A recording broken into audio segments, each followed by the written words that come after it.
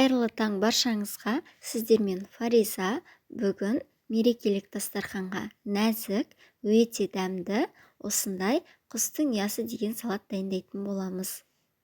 Ең алдымен картоптарымызды үккіштен өткіземіз.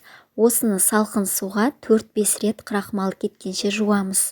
Жақсылап жуыңыздар, сіздердің картоптарыңыз қытырлақ әдемі болып піседі. Осылай сүлгіге суын сарқып аламыз.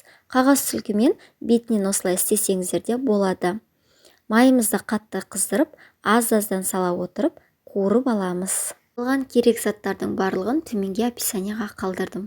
Қыс мезгілі болғасын балғын қияр қымбат болуы мүмкін, тұздалған қияр пайдалансаңыз болады. Барлығын ұзынша етіп турадым.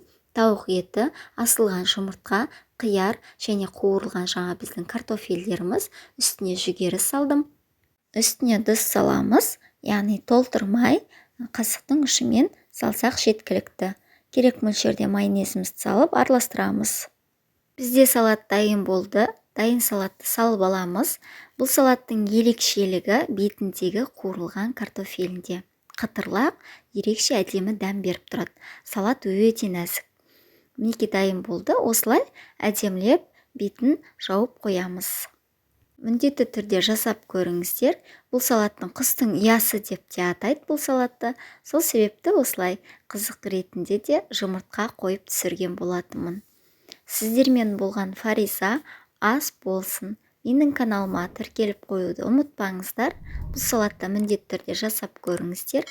Мерекелік дастарханға өте керемет болады.